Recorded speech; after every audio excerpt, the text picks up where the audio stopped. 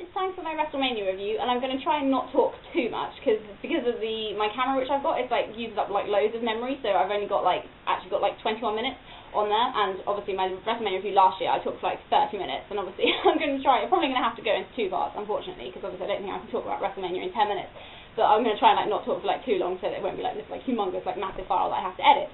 So, Wrestlemania, I was obviously really looking forward to it, and was like obviously the hype and everything, and the build-up was like really good, but unfortunately it wasn't as good as I thought it was going to be. It was not as good as last year's Wrestlemania, I don't think, but then obviously a lot of people didn't like last year's, so they're probably going to say this year's was better, but in my opinion I preferred last year's. I'm kind of rambling, I'm so like really tired, obviously, even though I like slept for like 6 hours, like I didn't actually get up until like 11, but I feel like really tired now, so yeah. So the first match was the tag team match for the unified tag team titles between John Morrison and R-Truth and Big Show and Miz, and this match I wasn't actually looking forward to. I mean, I thought it was going to be okay, but it wasn't like one which I was really looking forward to be honest. But this one actually wasn't a bad match. The only thing with this one, it was really short, it could have gone on a lot longer. Morrison and Truth have the advantage to start with, but then Big Show gets tagged in, does a fall-away slam, a club to the chest, and then Miz comes in, and Morrison does a kick to the head on the Miz. He goes for the Starship Pain, but he misses it when Big Show pulls Miz out of the ring.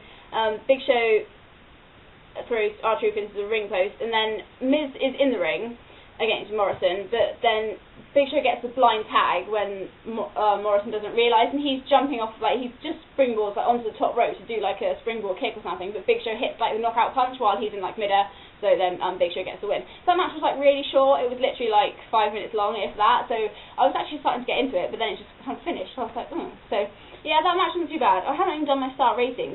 Well, see, it's really hard with that one, because it didn't really like get going, so I don't know, maybe 2.5 for that one, because if it had carried on, it would have been like obviously a good match, but because it was so short, I couldn't really give it a high rating because it was so short. But anyway, match number 2 was Ted Dibiase versus Cody Rhodes versus Randy Orton in a triple threat match. This match I actually really enjoyed, surprisingly, because I didn't think this one was going to be that good, because the build-up wasn't really great. But in the end, this one actually did turn out to be a really good match. Orton is so over, it's just like insane. But yeah, anyway, Cody Rhodes' boots in this one looked horrible. I mean, who cares? Seriously, most people probably don't care about the wrestler's attire, but when he came out, I was like, what on earth is he wearing? White boots just is not a good look. Anyway, so to start with, obviously Legacy kind of teaming up on like Orton, but Orton gets the clothesline. He does a drop kick on Cody, but then Dibiase hits the drop kick on Orton. They double team for a while. Orton fights back, but Dibiase hits the clothesline. Cody goes for a top rope move. But then Ted Dibiase goes for the pin while Cody Rhodes is climbing onto the top rope, and then obviously, you know, that's when the fallout between Legacy starts, and then Cody throws Ted out of the ring, Legacy brawl. Orton throws Ted over the top rope and clotheslines Cody. He hits a power slam and a backbreaker. Then Orton and Ted Dibiase are fighting on the outside, but then Cody does like a dive over the top rope, but Orton moves out the way, so it hits Ted Dibiase in like awesome spot. Orton does the double DDT like off the ropes on like both members of Legacy. That's like really nice.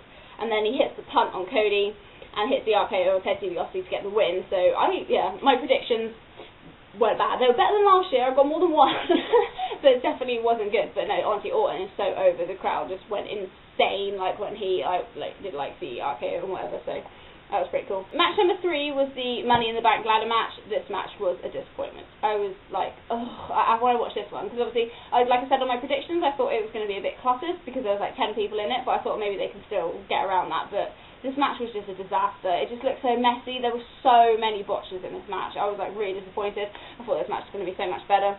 See, with this match, it's really hard to follow because there's like so much going on. But yeah, so I'm getting confused. So Kane chokeslams Evan Bourne out of the ring onto Shelton Benjamin on the outside. Ziggler does the zigzag off the ladder on Christian, but that just looked horrible. It botched so bad. Seriously, the Ziggler always botched that. The last SmackDown that I watched, he managed to botch his own finishing move. Kofi goes to like run up the ladder, but he like kind of his leg falls into it, and it just looks terrible. So yeah, another botch. Oh, there's really Evan Bourne does an airborne off the they've got one ladder set up in the ring, and then they've got 2 ladders like in horizontally, and then Evan Bourne does the airborne off the ladder onto Christian, which is like really nice. Then obviously Kane traps like Ziggler inside the ladder, and he's like ramming the ladder down on him, and he actually breaks the ladder. So then Kofi uses like because obviously the ladder's broken in half, so he uses like the 2 bits of ladder as like stilts, but then Drew pushes him over the top rope. Towards the end, Christian hits a reverse DDT off the top of the ladder on Matt Hardy, but then Christian's at the top of the ladder, but then Jack Swagger climbs up and hits Christian off using the briefcase, and then he actually wins the match, which was a bit like, huh? Because I honestly did not expect Swagger to win in like a million years. But obviously he just took so long to get the briefcase down, which kind of like ruined the moment, because he was literally there for like 30 seconds like trying to pull the briefcase off.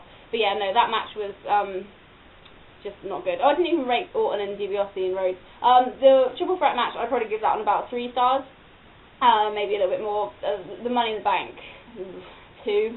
It was not good at all. A couple of nice spots, but overall it was just a bit of a mess, to be honest. Match number 4 was Sheamus versus Triple H, and surprisingly, this match was actually not that bad. Triple H goes for the pedigree early, but Sheamus escapes. Triple H hits the clothesline and suplex. He locks on the figure 4 leg lock. Sheamus gets the advantage after that, rams Triple H into the steps and into the barricade. Sheamus hits 2 backbreakers. Triple H fights back, does a DDT and a high knee, also face buster, but that only gets a 2 count. He goes for the pedigree, but that gets countered. It goes for it again, but Sheamus manages to counter it again and hits the pump kick, but that only gets a 2. Triple H hits the spine buster, that only gets a 2. And then Sheamus hits the pump kick again, but then Triple H hits the pedigree and like wins. So yeah, Triple H won that one. So that match, what should I give that one? Probably, yeah, about maybe about 2.5 to 3 for that one as well. Match number 5 was CM Punk versus Rey Mysterio, and I did enjoy this match. I thought this one was good. It, you know, there wasn't really any boring parts in it. It like flowed well, and it was actually a really good match. CM Punk has the advantage to start with. Rey gets face planted onto the steps. Rhodes hits a seated senton.